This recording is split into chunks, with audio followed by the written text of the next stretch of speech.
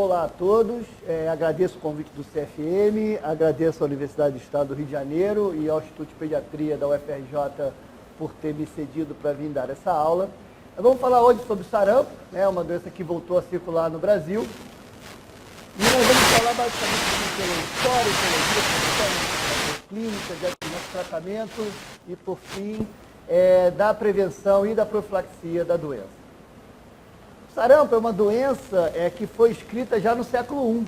Ela não era descrita por Hipócrates, né? A primeira descrição é pelo médico árabe Razi, no século I. A principal hipótese é que ela tenha aparecido no Ocidente, na China, através do caminho da seda, durante os séculos I e II.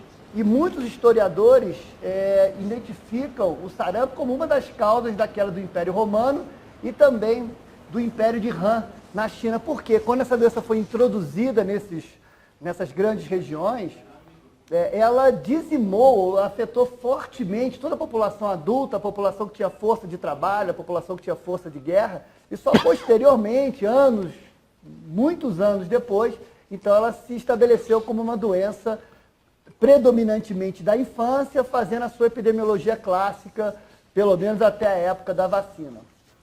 Isso que eu falei para vocês agora também aconteceu aqui nas Américas, depois da descoberta, enfim, por Colombo. A doença foi introduzida e também teve forte influência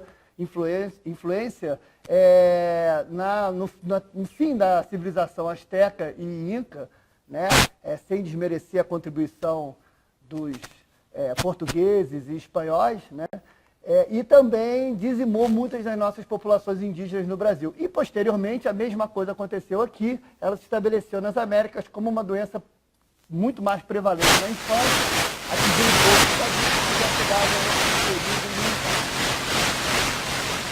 Então, uma história mais recente da doença, importante,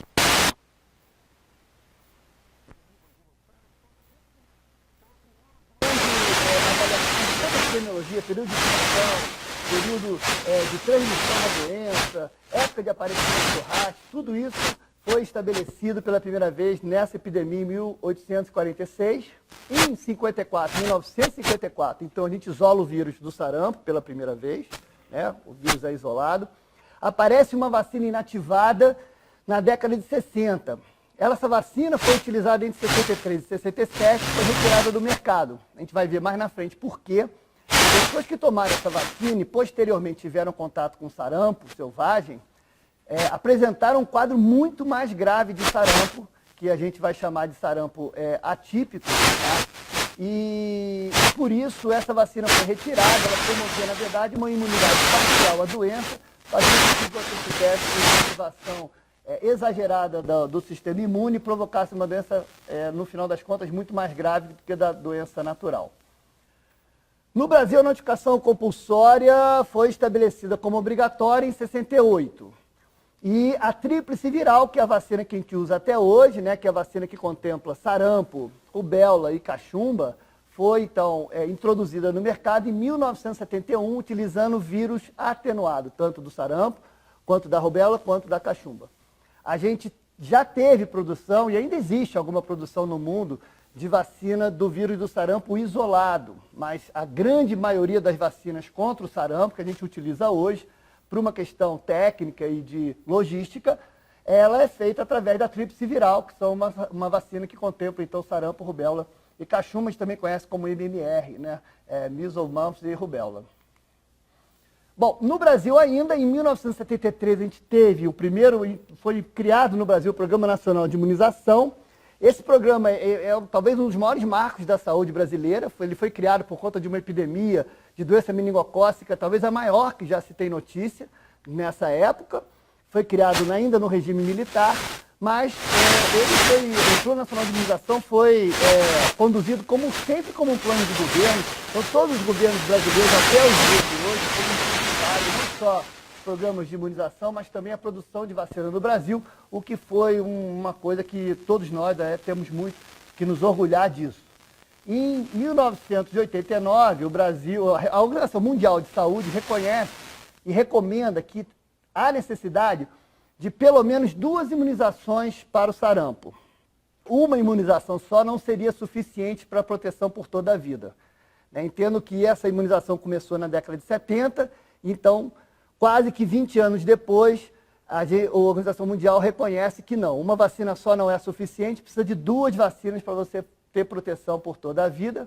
E em 92 o Brasil começa, então, as primeiras campanhas nacionais de imunização contra o sarampo, incluindo, claro, sarampo, rubéola, cachumba. Antes de 92, a gente não tinha vacina, não. Tinha vacina no Brasil, sim, mas elas eram feitas de forma isolada. Então, alguns estados vacinavam, alguns municípios vacinavam, outros não.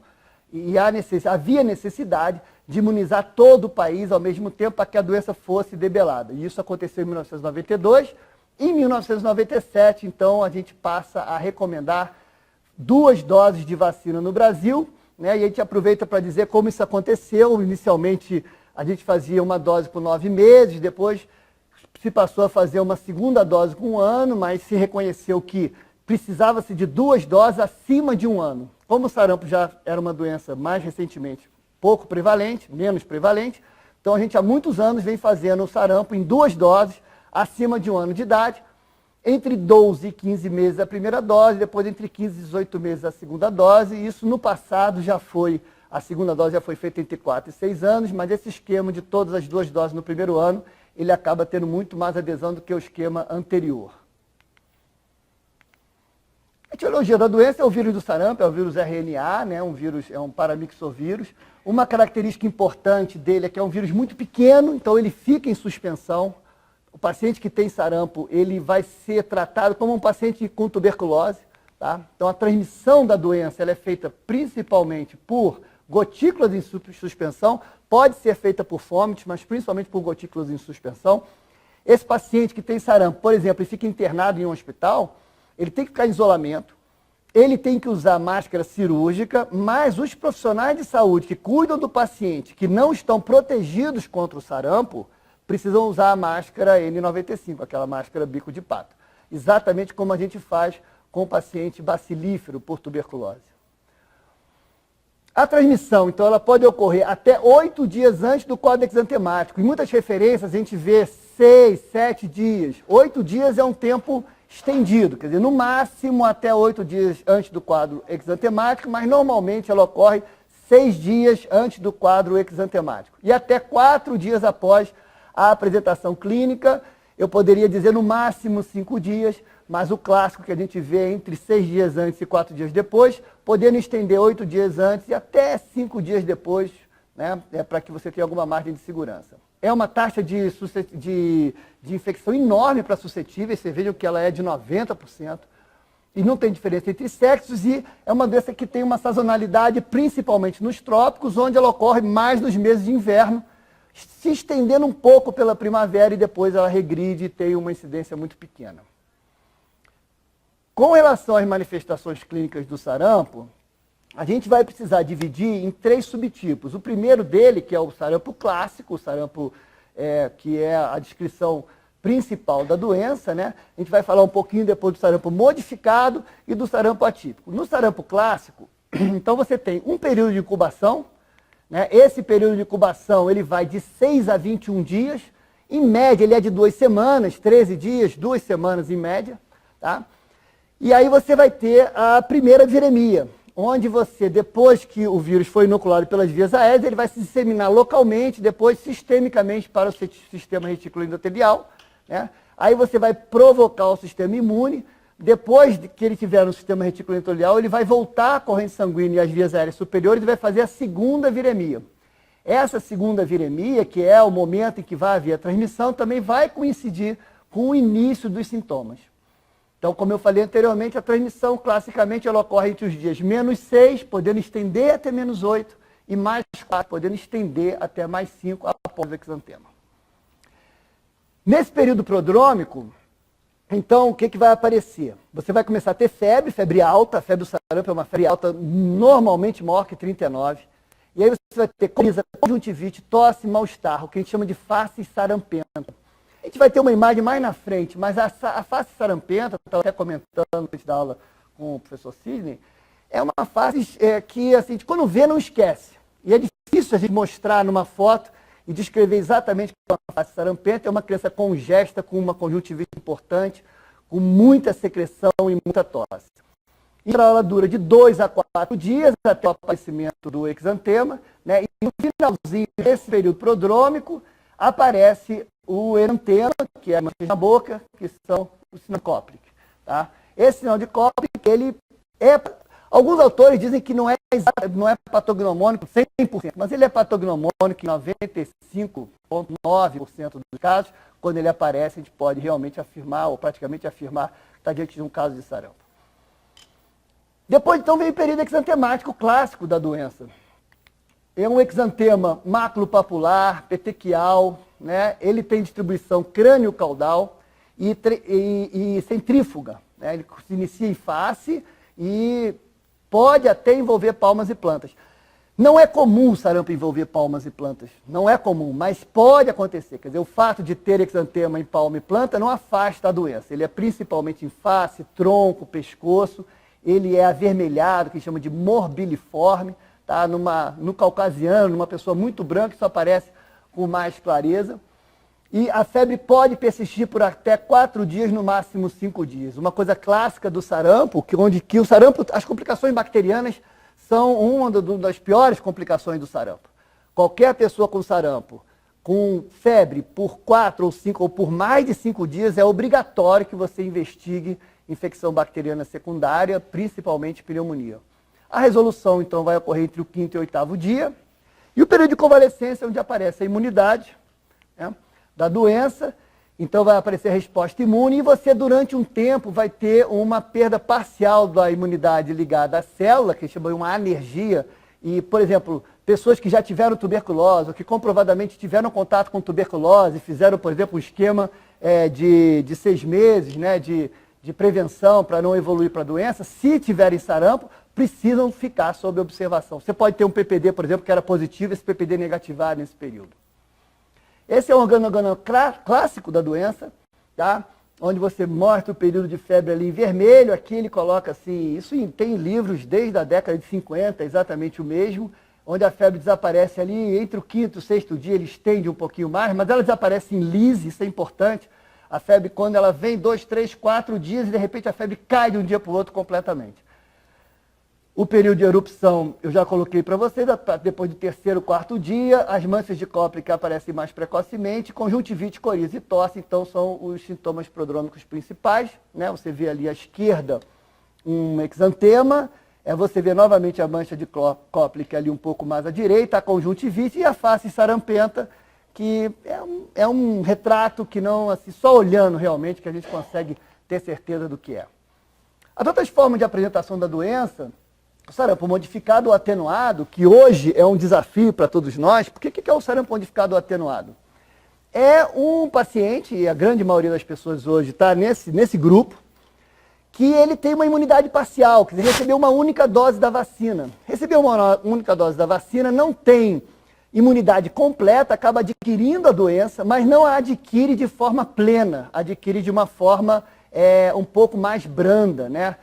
Com menor contagiosidade, um período de incubação que é mais longo, de 17 a 21 dias.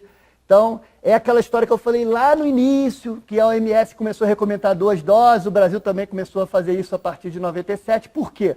Porque a gente percebeu que uma dose só do sarampo não era suficiente para que a gente tivesse proteção por toda a vida. A gente não tinha essa experiência, né? A gente não tinha vivido ainda anos suficientes para observar as crianças que tinham se vacinado contra o sarampo.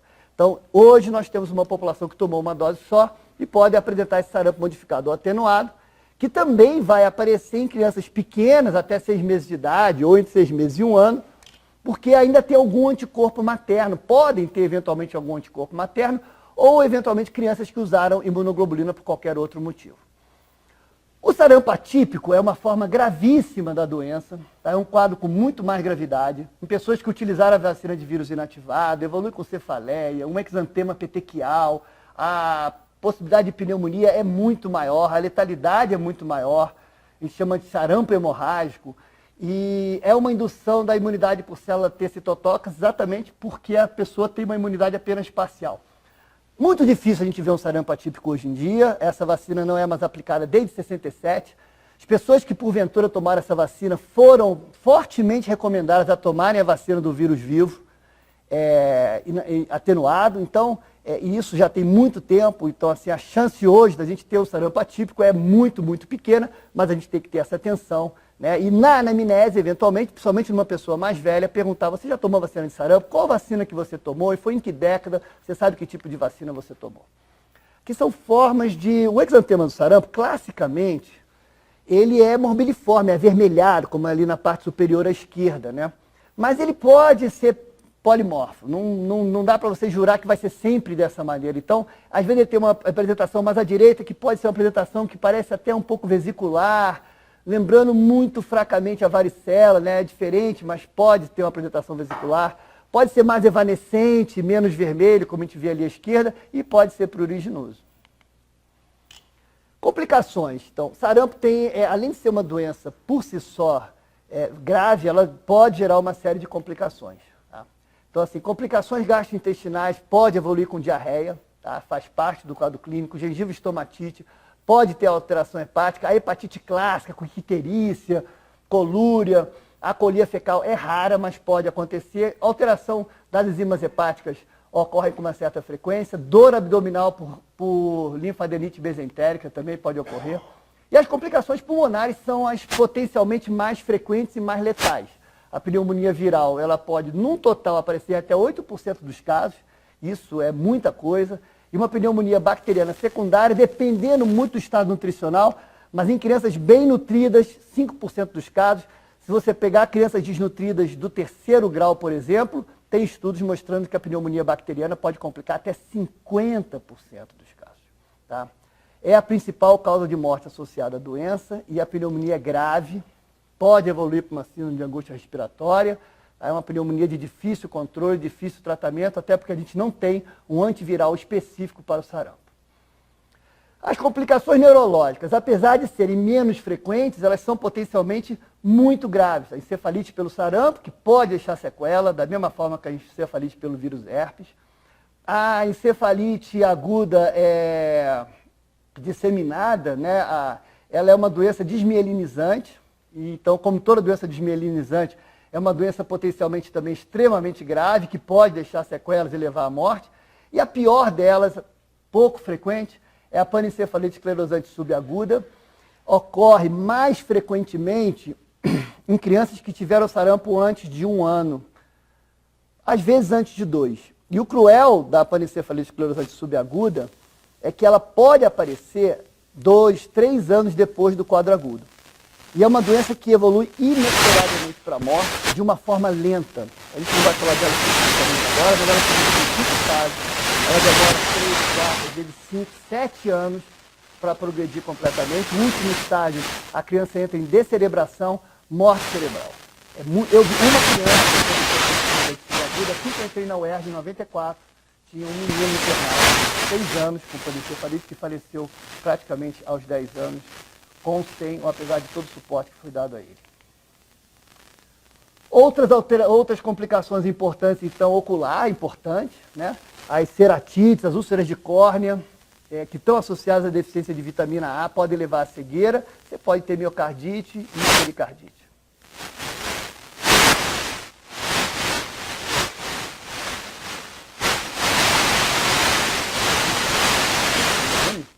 Então, alguns grupos têm um risco aumentado para agravos pelo sarampo, tá? Então, os imunocomprometidos, principalmente os imunocomprometidos T-dependentes, tem alteração da imunidade celular, pode evoluir mais para células gigantes, há uma maior frequência de encefalite, e eles podem apresentar essa encefalite com corpúsculos de infusão, que não é igual a panencefalite esclerosante subaguda, apesar de que tem um grande potencial de gravidade, uma evolução muito mais rápida, mas ela vai ocorrer não anos depois, mas 1 a 6 meses depois da fase aguda, quer dizer, a criança evolui para a cura, entre aspas, e 1 a 6 meses depois ela então começa a apresentar essa alteração. As crianças HIV positivas sem controle, por exemplo, todas elas entrariam nesse grupo, né, de pacientes. A gestante tem maior risco de complicação e letalidade para a mãe e para o feto. Tá? Tá? E no feto, você não tem descrito malformação fetal específica, mas há um aumento enorme do índice de abortamento, prematuridade e déficit do crescimento intrauterino. Uma das coisas também muito preocupantes no sarampo, que hoje aqui no Brasil ainda é um problema para a gente, já foi muito pior, né, há 20, 30 anos atrás, que é a desnutrição e a deficiência de vitamina A. Principalmente a deficiência de vitamina A, mas a desnutrição também, elas aumentam muito o risco de complicação e letalidade, tá? Aumenta o risco de cegueira e tem uma lesão de mucosa, mais lesão de célula epitelial e, obviamente, também vai ter, por exemplo, muito mais pneumonia, tá? Que é a principal causa de morte. E a gente tem ainda agora essa coisa dos extremos da idade. Observe que eu coloquei aqui os extremos entre aspas, claro, porque eu coloco aqui menores de 2 anos e maiores de 20 anos. Maiores de 20 anos, né, não dá para dizer que isso é um extremo de idade, é o auge da idade. Mas é interessante notar nesse slide que o comportamento hoje, de certa maneira, ele é semelhante àquele comportamento do Império Romano, aquele comportamento do Império Chinês, né, das Américas. Por quê?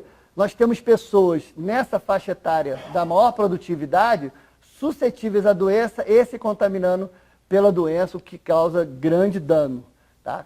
E pode causar também grande morte e mortalidade, letalidade. Pessoas mais velhas, por exemplo, que têm mais de 50, 60 anos, provavelmente já tiveram contato com a doença, né, e aí não tem nenhum risco, por exemplo, de adquirir sarampo agora. Eu, por exemplo, tive sarampo. Então, assim, não tem a menor chance de ter a doença. Então, a doença hoje, ela está realmente... essas pessoas são as pessoas que passaram por aquele período onde elas foram vacinadas ali na década de 80 e 90 com uma única dose da doença. O diagnóstico do sarampo, então, o diagnóstico diferencial, ele não foge muito à regra, quer dizer, o dengue, claro, tem uma sazonalidade um pouco diferente, mas é um diagnóstico importantíssimo, a forma de condução e tratamento é diferente. O exantema súbito é uma doença, graças a Deus, muito benigna, que ocorre normalmente entre 6 meses e 2 anos, mas também ocorre com febre alta e rush cutâneo, tem uma apresentação diferente, não é tão difícil assim.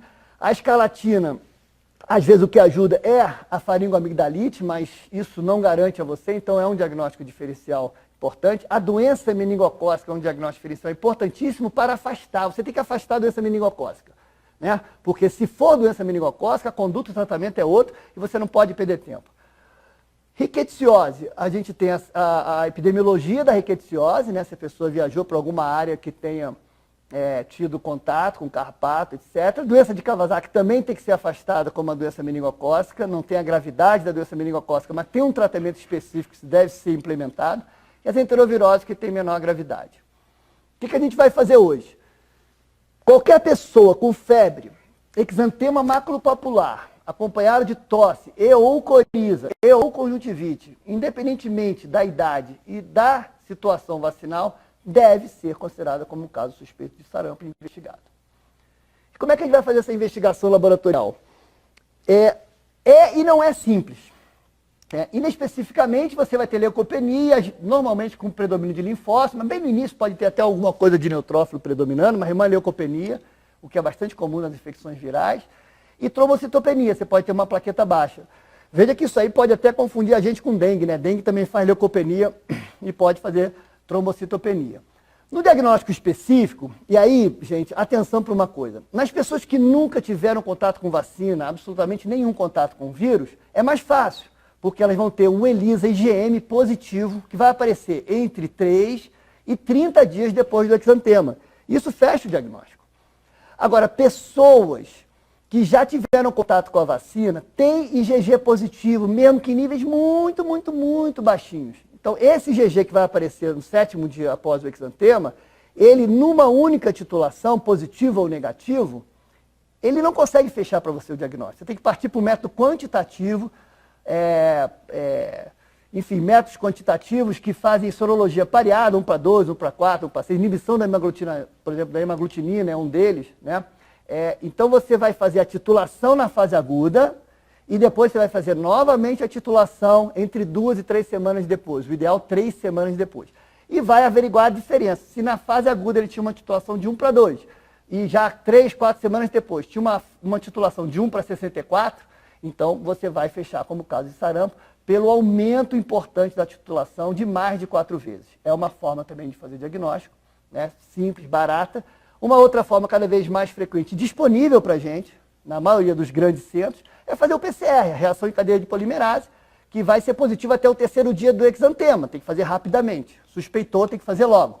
Swab de orofaringe ou nasofaringe ou urina. Tá? Então, assim, é uma metodologia hoje já disseminada, mas normalmente ocorre em grandes centros. E a cultura viral, ela fica para o inquérito epidemiológico. A cultura viral é mais complicado, é importante para os governos terem uma ideia, porque aí você sabe que tipo de vírus está circulando, que subtipo de vírus está circulando, isso tem importância. Tratamento. Tratamento do sarampo, o sarampo não tem uma terapia específica, né, comprovada, não existe isso. Né? Então o tratamento é basicamente manutenção e complicação, e tratar de infecções bacterianas o mais precoce possível, como eu já falei para vocês, principalmente pneumonia. Outra infecção não tão grave, mas muito frequente, é a otite média aguda. E hoje há uma recomendação universal de se usar a vitamina A para o sarampo. Tá? Essa aula vai ficar disponível, as doses estão ali. Ela é feita via oral, uma vez ao dia, tá? Por 2 dias, menor de 6 meses tem uma dose de 50 mil, de 6 a 11 a 100 mil, maior de 12 meses 200 mil, 2 vezes, com essa observação importante de que crianças desnutridas ou com deficiência prévia de vitamina A, comprovada, elas têm que receber uma 3ª dose depois de 6 semanas, quer dizer, 6 semanas depois do quadro agudo, mais uma última dose. Quando é que a gente usa a ribavirina? Tá? Pode ser usada? Pode. Em alguns casos específicos não tem um efeito totalmente comprovado contra o vírus do sarampo. Então, quando você tem um quadro de pneumonia em crianças de alto risco, são crianças com menos de 12 meses de idade, qualquer pneumonia pelo sarampo viral com menos de 12 meses tem indicação de usar a ribavirina. Ou pneumonias que estejam em assistência e suporte ventilatório. 15 a 20 miligramas por dia, divide em 2 doses. 5 a 7 dias, a literatura não fecha. De 5 a 7 dias no mínimo. Isso pode ser estendido dependendo do quadro clínico e evolução do paciente. Bom, prevenção e profilaxia. Nós já falamos que no Brasil o sarampo é feito em 2 doses desde 1997, né? E mais recentemente, agora, durante essa epidemia, o governo recomenda que a gente faça também uma dose que ele chama de dose 0, entre 6 meses e 1 ano de idade, para que a gente possa fazer um catch-up, uma recuperação de eventuais crianças pequenas que estariam suscetíveis, né? É uma medida temporária. Lembrar que essa dose é dose 0, ela não substitui as 2 outras doses que essa criança terá que fazer inexoravelmente depois do 1º ano, como tem sido feito desde sempre. E além da vacinação, né, o sarampo nos permite ainda fazer a prevenção pós-exposição. Isso não ocorre em todas as doenças. Sarampo, varicela pode fazer isso também, mas o sarampo é uma doença onde é possível prevenir mesmo depois de um primeiro contato. Quer dizer, você veja como é uma doença que nos dá uma série de possibilidades de prevenção. Tá? Essa prevenção pode ser feita com a própria vacina ou com imunoglobulina. Quando a gente faz a prevenção com a vacina, com a imunoglobulina, com imunoglobulina, essa prevenção vai de 69% a 100%, tá? Pode ser feita com imunoglobulina intramuscular ou endovenosa. E quando ela é feita com a vacina, essa prevenção ela varia de 83% a 100%. Tá?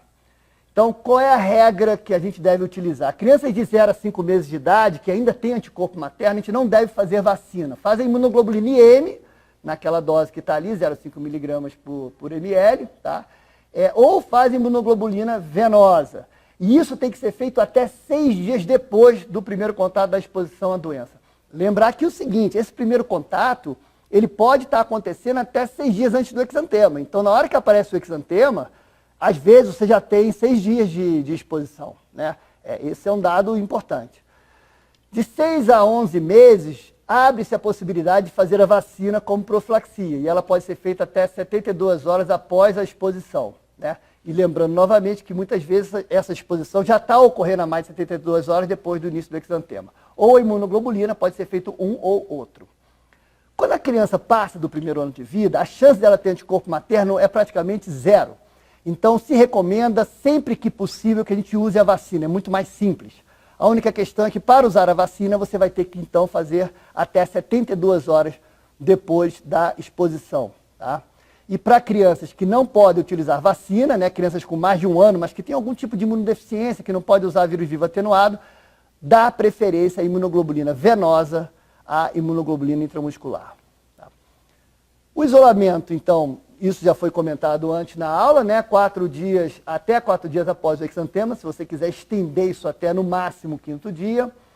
Os expostos, então, suscetíveis, né? Lembrar que esses expostos, eles podem já ter sido vacinados. É recomendado que todo profissional de saúde esteja com a sua carteira de vacinação atualizada contra o sarampo. Então, eles podem receber a profilaxia pós-exposição mesmo assim, mas o ideal é que eles já tenham feito a profilaxia pré-exposição. Né?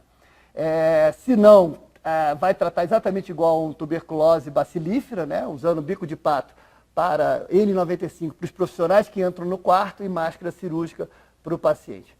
Observação do contactante até 21 dias depois do exantema e pessoas com 2 ou mais vacinas podem ser liberadas, já foi comentado. E a vacina, para quem usou imunoglobulina intramuscular, 6 meses depois pode fazer vacina. Quem usou imunoglobulina venosa só pode fazer a vacina até 8 meses depois. Claro, a vacina usa vírus vivo atenuado. Se tiver imunoglobulina circulante, ela inativa o vírus da vacina, nada vai funcionar. Bom, voltamos àquele primeiro slide da história do sarampo, né? Ilhas Fare, notificação compulsória, tríplice viral, Plano Nacional de Imunização, recomendação da Organização Mundial de Saúde, primeira campanha nacional de imunização aqui no Brasil, né? E em 97, vacinação em 2 doses no país. O que aconteceu depois disso, 1997, ou depois desse período entre a década de 70 e a década de 90? No mundo, a gente observa que a incidência do sarampo começa a cair depois das imunizações. Cada vez mais, né, ali no mundo, e a partir de 74, 78, principalmente nos países mais desenvolvidos, o sarampo começa a desaparecer. No Brasil, a partir de 92, a doença também começa a desaparecer. Aqui, observando mais atentamente, num gráfico especificamente brasileiro, onde a gente vê a incidência e letalidade, a gente vê que depois da primeira campanha, em 92, a doença diminui muito a sua incidência e muito a sua letalidade. Ela volta a ter um pico em 97, mas é quando a gente começa a vacinação em 2 doses, que a gente percebe essa necessidade. E olha o que acontece depois, a doença desaparece, praticamente desaparece. O sarampo, isso é uma outra discussão. O sarampo é uma doença difícil de ser erradicada, porque há uma pequena possibilidade dele poder ter infecção latente. Mas isso é uma outra discussão, e o que a gente tem que focar aqui, que com imunização, a gente conseguiu o controle total da doença. Em 2004, observe que está em azul todas as partes do mundo onde a cobertura vacinal era muito alta, maior que 90%. Só poucos países ali em vermelho que tinham cobertura baixa de imunização. Então o mundo estava caminhando fortemente, se não para a erradicação da doença, para o controle forte dessa doença terrível que é o sarampo. Bom, aí voltamos novamente para aquele nosso slide, do primeiro slide, né? E aí tem a epidemia da Ilha Faro, a primeira campanha nacional, vacinação com 2 doses no Brasil e, fatidicamente, em 1998, um pesquisador britânico, Wakefield, ele publicou no Lancet um artigo onde relaciona MMR e autismo. Esse artigo foi um artigo muito polêmico, né, publicado numa das revistas médicas mais importantes do mundo, onde ele observou 12 crianças e fez uma associação entre doença gastrointestinal, alteração do desenvolvimento neurológico / autismo e vacinação MMR, especificamente vacinação do sarampo. É claro que toda a comunidade começou a prestar muita atenção nisso tudo, isso desencadeou uma série de questões, um monte de artigos foram publicados, um monte de investigações, muito dinheiro foi investido em cima disso, e a conclusão foi, só que essa conclusão foi em 2011, né, num editorial do British Medical Journal, que é uma revista tão importante quanto, é que o Wakefield, o artigo do Wakefield, dizendo vacina MMR e autismo era fraudulento. Isso suscitou um outro comentário, tá, do Arnold Heyman, que é um dos editores do England Journal of Medicine, isso nessa época também, né? E ele diz que em 1989, ali traduzindo o que ele falou, né, palavras dele, tá, do editor do New England, e em 2010, 2011. Ele diz o seguinte, que ele é intensamente cético, olha que pesado, ele é intensamente cético quanto à possibilidade de erro. Ele não acha que teve erro, mas ele confia totalmente na possibilidade de fraude. Ou seja, ele diz claramente que o Wakefield, ele não errou. ele propositalmente foi fraudulento no seu artigo. O que aconteceu depois, né, foi isso. Quer dizer, junto com o movimento antivacina, tem uma série de questões aí para a gente discutir, isso é uma coisa muito mais ampla aqui do escopo dessa aula, que a gente tem que olhar com atenção, não é só não querer vacinar, tem uma série de questões aí no mundo moderno nosso, que a gente tem que olhar com atenção e com carinho para trabalhar isso, mas a consequência foi que aqui em 2017, olha a quantidade de países na Europa já com muitos casos de sarampo, olha a Itália, 5.006 casos de sarampo, tá? Então, assim, a Alemanha com 927 casos de sarampo, tá? E agora, mais recentemente, na América do Sul, a Venezuela teve um grande surto de sarampo que se espalhou para o Brasil. Isso é importante para que a gente não fique com aquela visão. O sarampo entrou no Brasil por causa da Venezuela. Não, não foi por causa da Venezuela. O sarampo, ele voltou, ele se recrudesceu, ele voltou a viver aquela era, né, do Império Chinês e do Império Romano, né, e das Américas, por conta da não vacinação contra a doença. E um dos principais desencadeadores disso, como se fosse um gatilho para isso, foi esse fatídico trabalho do Wakefield, né? Então aqui nós temos a epidemia na Venezuela e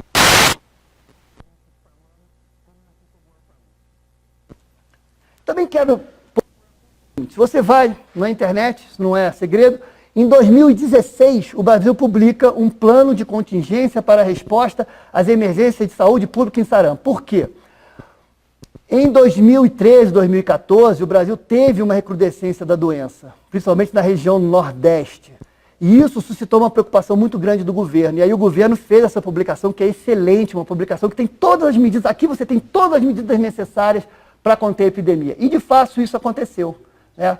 Você consegue observar aqui o seguinte, que no histórico do Brasil, né, você pega ali 99, que é um pouquinho depois das 2 doses que foram introduzidas, aí você pega 2000, 2005, 2010, 2011, com um número de casos muito pequenos, muito pequeno. Aí 2013 começa a aumentar de novo, 2014 aumenta muito, 2015 ainda mantém algum número de casos, 2016 vem aquele Plano Nacional de Controle da Doença, e em 2017 a gente praticamente não tem doença contra o sarampo. Aliás, em 2016 e 2017 a gente praticamente não teve sarampo no Brasil. Quando chega em 2018, a doença explode aqui no Sudeste, agora, né, vinda da Venezuela. Mas por que isso acontece? Né, isso aconteceu porque a gente não estava preparado. Quer dizer, a gente fez o dever de casa, por exemplo, no Nordeste, né, reforçando a vacinação naqueles estados durante os anos de 2013, 14 e 15, que estavam sofrendo um surto de sarampo. Lá foram os europeus que levaram a doença para lá. Mas a gente não fez o dever de casa reforçando a imunização contra o sarampo na região mais populosa, que é a região sul, sudeste e centro-oeste do país. E aí, na entrada do sarampo, pela região norte, através da Venezuela, então a gente teve em 2018 10.330 casos de sarampo, e agora em 2019, né, até o momento, 3.729 casos. Então, essa apresentação aqui, ela apenas para que a gente possa entender a situação, né? É figurativo isso. O que aconteceu? A gente deixou, o sarampo sempre existiu, essa árvore sempre esteve aí, né? Mas a gente foi construindo em torno dela um problema. Começamos a não vacinar as pessoas, deixar pessoas suscetíveis, né? Então, assim, é como se a gente tivesse criado um problema. E para resolver esse problema, tem que fazer tudo bem feito. A gente tem tudo para resolver o problema. A gente vai saber resolver o problema, a gente tem todas as armas para fazer isso, tá? Basta que a gente faça com atenção, com cuidado e com vontade. Se a gente fizer isso, vai dar tudo certo. Não vai acontecer nada, tá? Não há necessidade de agradecer a Deus. A gente, claro, agradece sempre estar aqui vivendo nesse mundo, mas a gente pode conviver e erradicar o sarampo novamente, como a gente já fez anteriormente. A nossa Constituição brasileira garante isso, né? Nós temos uma Constituição que garante o direito a todos, mediante políticas sociais, de saúde e de imunização. E nós temos no Brasil um parque de produção de vacinas invejável. Nós temos condição de produzir vacina e produzir todas as formulações necessárias para combater essa epidemia. Tá? Então o sarampo voltou a circular no Brasil, vacina contra o sarampo. Obrigado. Professor Lago, parabéns. Convido a sentar ao meu lado e as perguntas estão chegando. E nós estávamos lembrando aqui, nos bastidores, na década de 70, eu me formei na década de 70, tinha enfermaria de sarampo. E tinha a tal da laringite do sarampo, que era um quadro grave. E tinha muito desnutrido e a tuberculose graçando. Eu vou fazer algumas perguntas aqui que foram enviadas pelos colegas que estão assistindo. Parabenizar mais uma vez pela excelente palestra. Então, a primeira pergunta: fui procurado por uma pessoa adulta que disse ter sido diagnosticada com sarampo na infância. Porém, seu quadro foi bem frustro. Qual a orientação? Não vacinar pelo diagnóstico pregresso ou um quadro leve deve ser vacinado normalmente? É uma pergunta do Dr. Felipe Perse. Não diz qual é o estado. Então, gostaria de responder, professor. Então, essa pergunta é crucial, né? O que a gente vive hoje, assim, e aí a gente pode se basear na aula, é bom que essa aula vai ficar disponível, é fácil a gente olhar e ver. O nome dele é o... Felipe Perse. Então, Felipe, o que acontece? Você tem que ver da seguinte maneira: todo mundo que nasceu até 1989, por exemplo, viveu um país com muito sarampo, né? Com muito sarampo. Então, a chance da pessoa ter tido, de fato, sarampo, ou ter tido contato com o sarampo é muito alta. Então, essa pessoa que você está falando, por exemplo, se ela nasceu antes de 1980, a chance disso ter sido realmente sarampo é muito grande. Existe uma recomendação do Ministério, né, de você, agora talvez eu tenha errado em um pequeno erro aqui em número, mas acho que é de 20 a 40 anos, ou uma coisa assim, que é exatamente, você pega a partir de 97, né, quando começam 2 doses, então é 2007, 2017, quem tem hoje mais de 20 anos, né? Quem tem mais de 20 anos nasceu até 99, né? Então pode ter tomado 2 doses. Então a recomendação é que tem mais de 20 anos tomando a segunda dose, essa pessoa nasceu depois de 97, 99. E ela só tomou, antes, né, 97, 99, e ela tomou uma dose de vacina. E o sarampo, como o sarampo meio que desapareceu, ela não teve mais contato com a doença. E eles consideram que quem nasceu antes de 1990, então seriam pessoas aí com 39 anos, 40 anos, né? Viveram uma época onde ainda tinha muito sarampo. Então a chance de você ter tido sarampo, como você colocou, ou ter tido contato com a doença, porque o sarampo pode até eventualmente ser uma doença oligossintomática, sim, ele tem razão, né? Aí você pode ter tido sarampo. Então a recomendação do Ministério é essa, né? Vacinar todo mundo nessa faixa etária entre 20 e 40. E quem já tem 2 doses de sarampo na infância não precisa vacinar. Se tiver uma dose só, vacinar a segunda dose. Agora, respondendo especificamente a sua pergunta, se ele tiver a condição de fazer uma sorologia para o sarampo, ele pode fazer e ver que ele é imune, ele vai ver um IgG positivo contra o sarampo, não tem problema nenhum. Uma outra solução é ele tomar a vacina do sarampo. Talvez, no momento, essa vacina não está oficialmente disponível no posto de saúde. E eu vou falar aqui um pouco extraoficialmente, porque a gente está numa conversa aí franca entre médicos, isso é importante, tá? Então o médico ele tem que conversar diretamente com o outro médico. Ele pode fazer a vacina numa clínica de imunização ou aguardar, a gente não sabe exatamente quais vão ser os próximos passos necessários, mas eventualmente o Ministério pode até liberar a vacina do sarampo para todas as faixas de idade, porque a vacina não faz mal. A vacina do sarampo é uma vacina muito segura. Ao contrário do que o Wakefield, eu não vou classificá-lo com adjetivos, que não caberia, não seria educado da minha parte, mas é uma vacina extremamente segura. Então ela pode ser feita 2, 3 doses, não vai fazer mal nenhum você tomar 2, 3 doses contra o sarampo. Então eu recomendaria que ele tomasse uma segunda dose, se ele tiver alguma dúvida, ou fizesse a sorologia. Ok. Uma outra pergunta da doutora Jéssica Macedo, também não coloca qual estado, e ela diz o seguinte: é preconizada a vacina de bloqueio aos familiares e contactantes após a confirmação do caso suspeito. Porém, demora-se de 30 a 90 dias para chegar o resultado da sorologia. Como proceder? Realizar a vacina de bloqueio nos contactantes de todos os casos suspeitos? Sim, vamos aproveitar, porque realmente depois de confirmar não vai adiantar mais nada. Mas olha, Jéssica, vamos aproveitar a oportunidade, né? As oportunidades têm que ser aproveitadas. Então, diante de um caso suspeito, você mobiliza as pessoas. Então, todo mundo pega aquela carta, a realidade de todos nós. Cadê a nossa carteira de imunização? Cadê a sua carteira de imunização? Alguém já procurou em casa? Então está escondido debaixo de uma gaveta, no canto, debaixo da cama, você mudou 3, 4 vezes, vai procurar a carteira de imunização. Você, se achar a carteira, Se tiver na dúvida que aquela carteira ela realmente tem um formato muito ruim, mas mostra para um médico, mostra para um pediatra que ele vai saber olhar a carteira e vai dizer, não, você tem 2 doses, esquece, não precisa mais tomar. Ou você só tem 1 dose, precisa tomar mais 1 dose. Se você não achar a sua carteira de imunização, tome uma vacina do sarampo, sim. Não vai fazer mal nenhum vacina do sarampo.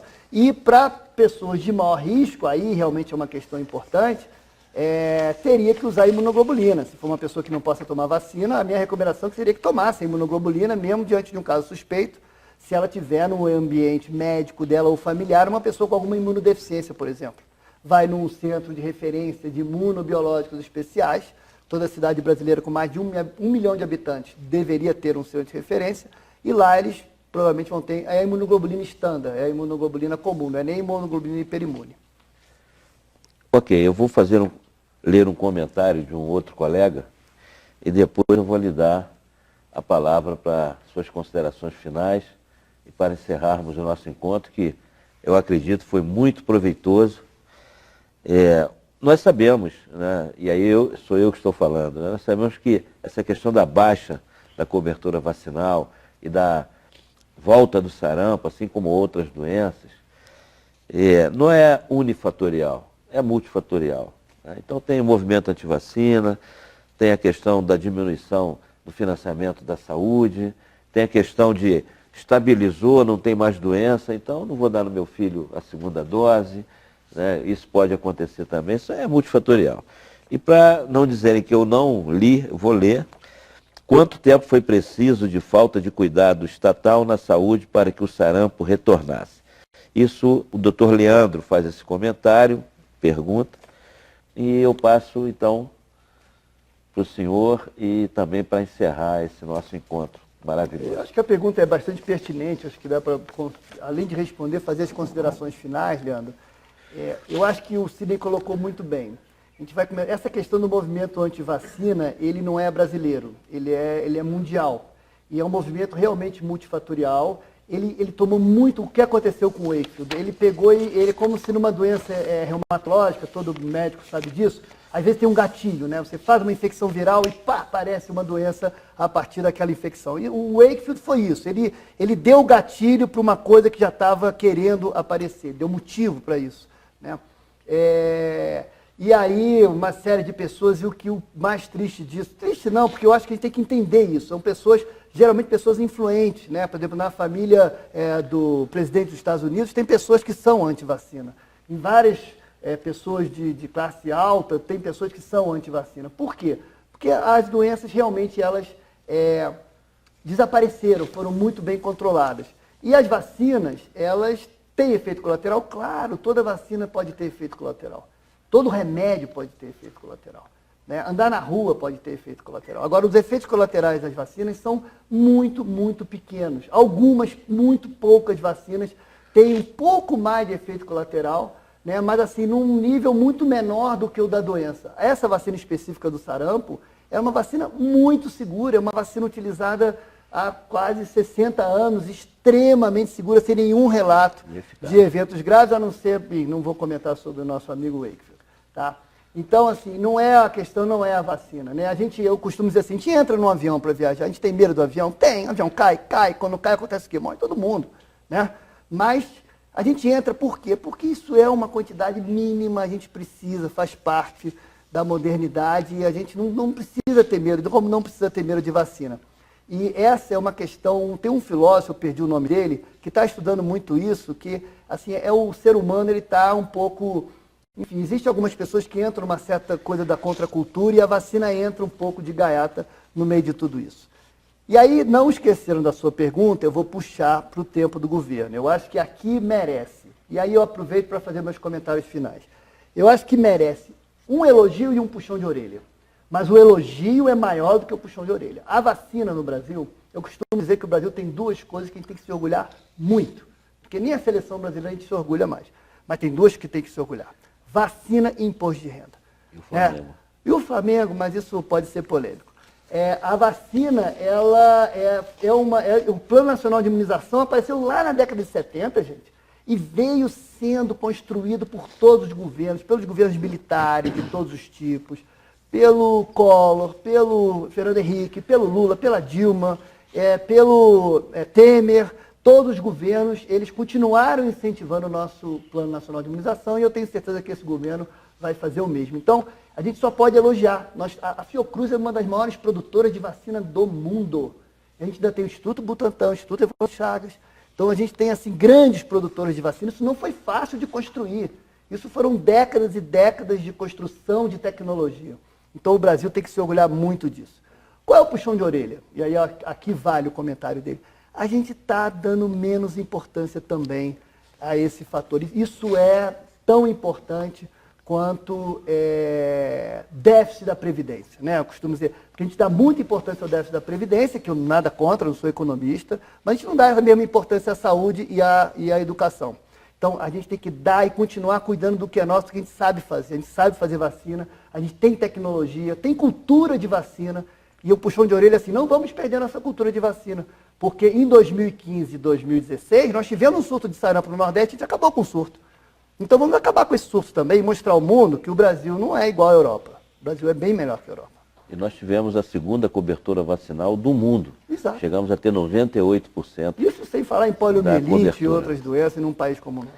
Professor, muito obrigado. Parabéns. Eu que agradeço a oportunidade. Encerramos aqui a nossa... Tem mais pergunta? Então...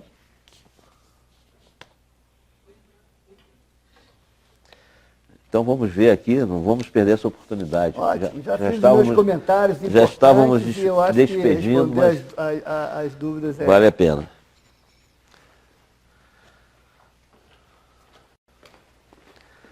Obrigado, Paulo Henrique. Então eu vou fazer todas, são 3, e você dá uma resumida. Existem critérios objetivos que indiquem internação hospitalar ou a indicação é subjetivamente indicada, é o que está escrito aqui, diante da avaliação caso a caso. É o Cristóvão Alves Lima, Deixa eu responder do essa Ceará. pergunta rapidamente. Claro. Essa pergunta é excelente, porque a apresentação ela não contempla, porque existe sim, quer dizer, existe um pouco de bom senso, existem alguns critérios. O ideal para uma criança com suspeita de sarampo é que ela fique em casa. E como a gente viu ali, a maioria dos casos vai ser do sarampo modificado, que é um sarampo mais brando.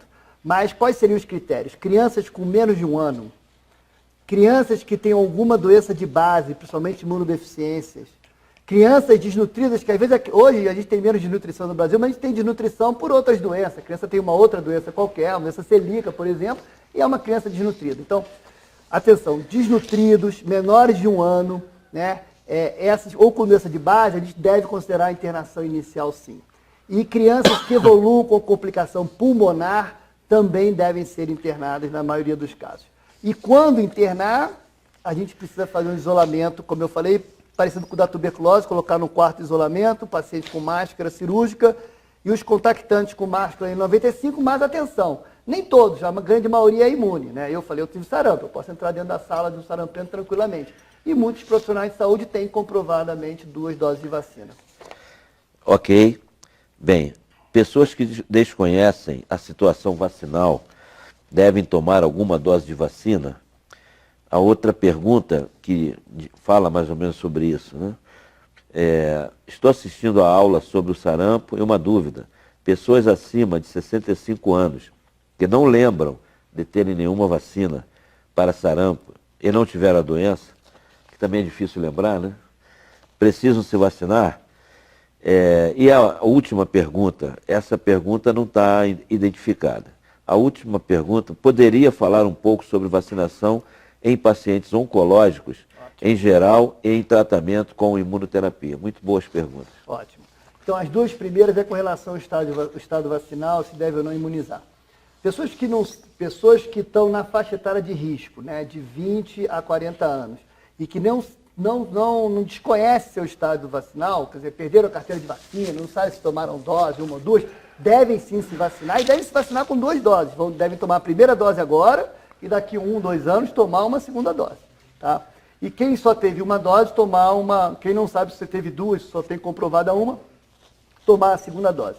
Eu já comentei anteriormente, quem está nessa faixa entre 40 e 50 anos e até, principalmente entre 40 e 50 anos, Eu acho, isso é uma opinião particular minha, deveria tomar uma dose de vacina sim, ou até 2 doses, se não tiver nenhuma comprovação vacinal. Porque o que aconteceu no Brasil? Eu falei isso durante a aula.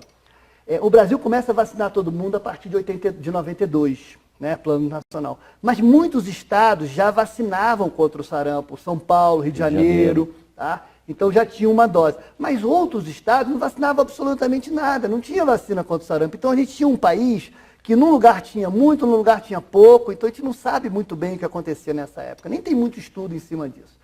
Então, eu acho que essas pessoas um pouco mais velhas deveriam tomar vacina sim. Eu entendo a estratégia do governo, que é pegar o foco principal e aumentar a produção de vacina. Eu sou um defensor eterno do Plano Nacional.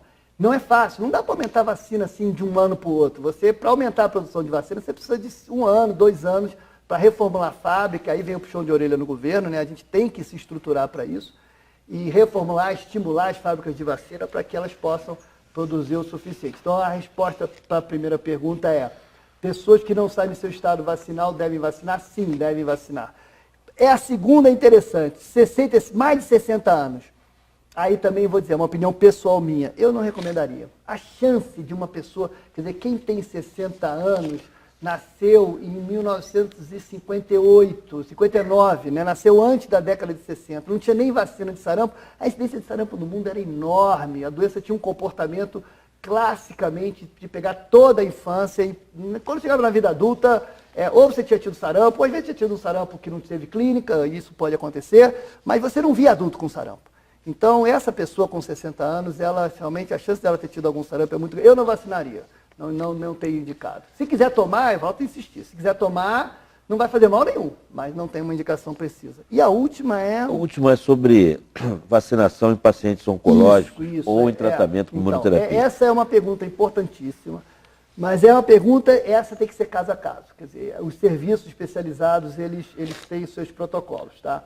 Eu posso dar uma ideia de como funciona. Por exemplo, uma criança, se não cuidar da saúde de todo mundo, a nossa saúde piora também. E a vacina é um bem coletivo, então eu sou totalmente a favor de um rigor maior no controle das vacinas, e isso pode passar pelo escolar, pela entrada em trabalho. Existem vários trabalhos, por exemplo, que você precisa ter vacina. A pessoa vai começar a trabalhar num hospital, tem que ter uma carteira de vacina adequada. Ninguém cobra, nós somos profissionais de saúde, ninguém cobra do residente, ninguém cobra do médico, ninguém cobra do enfermeiro, do auxiliar, da pessoa que está fazendo a limpeza terceirizada dentro do hospital. Ninguém cobra disso, a gente se preocupa com a questão da insalubridade, que é correta, mas ninguém cobra a imunização, né? E aí vem a última pergunta, que esse puxão de orelha, há muitos anos a gente vem dando no governo, e o governo não se toca, porque, enfim, eu sou crítico, extremamente crítico com isso, realmente. É claro que era para a gente ter o prontuário eletrônico de imunização, não é caro, é muito mais barato do que o fundo partidário, é muito mais barato que um monte de coisa que o governo gasta, fazer um prontuário eletrônico, pelo menos para que os postos de saúde, a gente tem uma estrutura de posto de saúde excelente. O que precisa? Colocar computador e fazer uma rede nos postos de saúde. Isso custa dinheiro? Custa. Quanto? 100 milhões? É pouco. É muito, gastou muito mais nessa epidemia. 200 milhões? 500 milhões? O quê? 1/4 do Maracanã? É muito menos do que a gente gastou aí. E a gente teria hoje uma situação muito mais palpável. Mesmo que a gente não tivesse, a dona Maria não tivesse a sua carteirinha no seu barraco, porque às vezes ela não dá tempo dela ter. Mas ela vai no posto e fala: qual é o seu nome, dona Maria? Qual é o CPF? Todo mundo tem CPF. Daí ia ver todo mundo, a vacina que todo mundo já fez. A ideia é maravilhosa. Basta ser implantado, é muito simples, é só fazer. E tem duas questões, né? Que a falta de estrutura das UBS, as Unidades Básicas de Saúde, falta estrutura, falta insumos. O CFM tem um trabalho de pesquisa sobre isso. Além da rotatividade dos funcionários, falta concurso público. Então, hoje, o médico que está no posto de saúde hoje, aquela enfermeira que está lá hoje, ele sai de lá em pouco tempo, porque há um rodízio muito grande, não há estabilidade para a pessoa permanecer, condições de trabalho, e isso dificulta o treinamento. Porque hoje, para aumentar essa cobertura vacinal, nós também vamos ter que treinar todos os profissionais de saúde do país inteiro, né? Então, realmente o governo gasta pouco e gasta mal. E esse pouco que ele gasta, esse orçamento miúdo, porque nós somos um dos países que menos o governo coloca dinheiro na saúde, essa é a realidade, chega no final do ano, não usou aquele pequeno orçamento destinado à saúde, sobra. Então, como pode sobrar numa situação como essa? Então, tem muita coisa a fazer, estruturar as UBSs, porque senão... Eu queria só uma coisa, e aí, o que a gente está fazendo? São quase 40 anos investindo em tecnologia de vacina. É muita gente boa, muita cabeça boa, muita gente que se sacrificou, que deu a sua vida toda para investir nisso, muita tecnologia que o Brasil tem, e joga fora. A gente vai jogar fora tudo isso?